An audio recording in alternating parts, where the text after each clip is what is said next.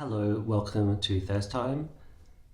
A special hello to any subscribers. It has been quite a while since I've uploaded a video. There have been quite a number of reviews I've been wanting to do. It hasn't eventuated, but on this occasion, with the latest film from Luca Guadagnino, starring Julia Roberts, a solid actress who we have not got tired of. So what drew me to the film is obviously the director. I loved Call Me By Your Name, touching, moving, and also Julia Roberts. While I can't think of many of her films that I've seen, she's a fantastic actress from my childhood, and I guess I knew instinctively that she doesn't just do any role. So there we are. Match made in heaven. I went across to see it, and it wasn't exactly what I expected. I don't watch the previews always before seeing a film. In that way, I am really open to surprise. And when I started off watching the film, I was thinking this was like very faux intellectual. So it's set at Yale University. People are having like intellectual discussions. They're kind of well read, that kind of smarty pants, cavalier kind of attitude of being thought provoking and pushing people, which I liked, but at the same time I thought, is this just pomp and ceremony? To my delight, it was not. And the film kind of went places where I wasn't expecting it to go. It dared to be quite politically incorrect. It also dared to somehow be progressive as well at the same time. For example, casting a black person as a potential villain can be seen as politically incorrect because it could be argued that that is propagating negative stereotypes that have historically been used to, I guess, oppress people or treat them poorly or whatever. So normally, to be politically correct, you would avoid having a minority person with protected characteristics as a villain. It's just a safer bet to do it that way. So this didn't do that, for example, but not just in that way. It also, in the dialogue, it really went in a different way. What I really liked about this film, which was adapted from I think it's a novel by a writer called Nora. I can't recall her surname. I'll have to caption the surname if I can. What I liked about this is it wasn't a anti-woke film, like trying to push back against political correctness. That would have been kind of just as boring. What was great about it is the paradox. It was putting two opposing sides contrasting each other and not spelling out who's right, who's wrong, what's black and what's white. That's what was great about the film. There are a few fantastic lines in there.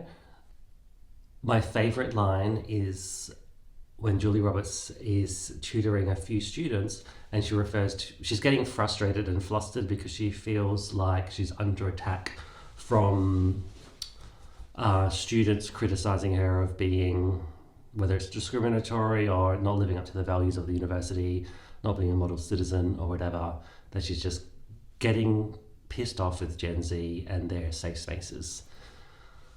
And in this moment, Julie Roberts is reading a text and it refers to the other, which is such a loaded term that we've all grown up with to deconstruct othering, how using the other has been used, it's been argued to be used historically to, I guess, propagate or prop up white supremacy, to really keep it simple with where it's at, this kind of white supremacist tool. Julie Roberts just rips into this student for even daring to question the other. And she does it in such a way where she challenges the student for assuming what is meant by the other.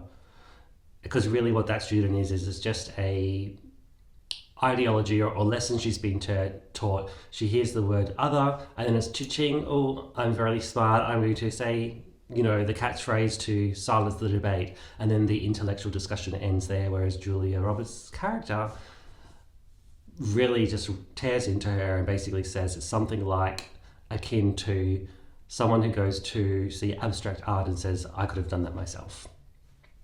Point is that you didn't, and it's not comparable, but it was an amazing line. I haven't been able to find it on YouTube to quote.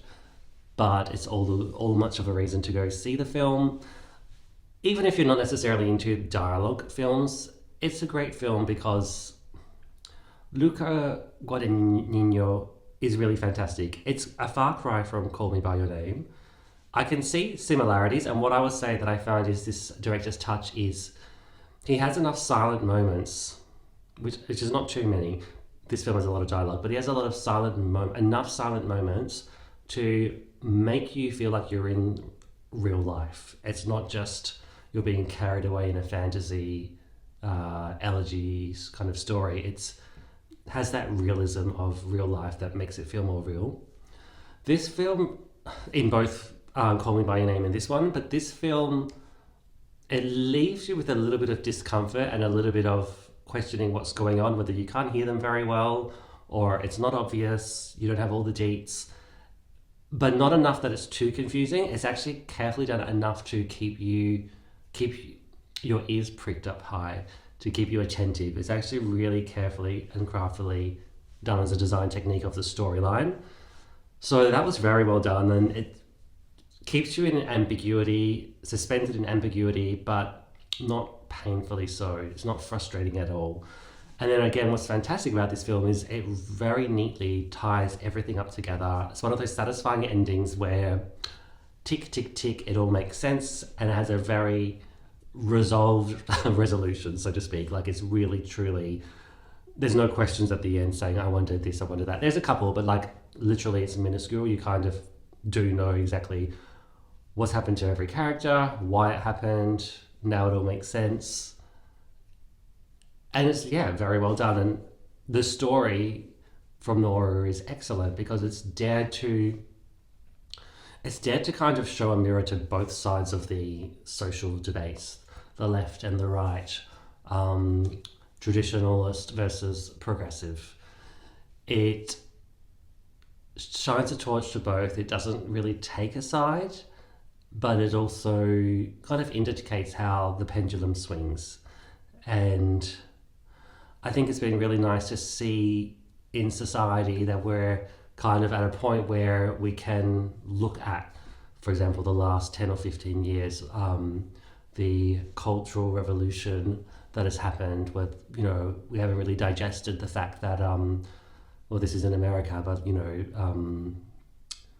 statues are torn down. In Australia, there's been new Indigenous cultural protocol and doctrine set in place, and a renaming or an introduction of native language to rename things. So it is that sort of a cultural revolution. I don't know much about the ones in China or in Russia at the time, but it's cultural. So yeah, it's kind of nice to have that to be further away enough in the past that we can actually explore this in cinema, because it's also shown me by showing it in cinema, we can really look at it. And this film allowed me to look at, okay, so I'm familiar with the anti-woke backlash, but then seeing these characters into play, I put myself into the student's character and I thought, hold on a second, we've been brought up to be told to be independent thinkers, to be authentic, to speak our mind, to to be psychologically healthy, to speak what's in your heart, and to be open and to be courageous enough to say what you're thinking. So now that we are at a point where we are speaking our mind and being authentic, the backlash to that is to say you need a safe space and take off your, throw off, stop wearing a nappy and grow up, and life is tough too and just deal with it, and maybe you need to shut up and just cope. So I feel like, well, that's a bit of a fucking mixed message to on the one hand, to encourage one behavior and then punish the group for demonstrating that behavior. So I guess it goes to show, like, with whatever change, there's good and bad things some might like and others will dislike, and vice versa. And we don't always understand the unintended consequences of our decisions when we have progress or we make a change. Really, what is that going to turn out like? And do we just focus on the benefits and not consider the ramifications or the consequences? So yeah, this was definitely a thought-provoking film. I kind of just glanced on the internet at the top results to try and find a few quotes from the films. I saw that it hasn't done exceptionally well, even though it has had a few rave reviews. Look, if you're watching this channel, you're probably on the right algorithm. I would recommend seeing it, or if you have seen it, share me your thoughts. It's lovely to have a film that makes you think and has something to say about the world we live in today. Thank you so much for watching, and I hope to see you in the next video. Bye.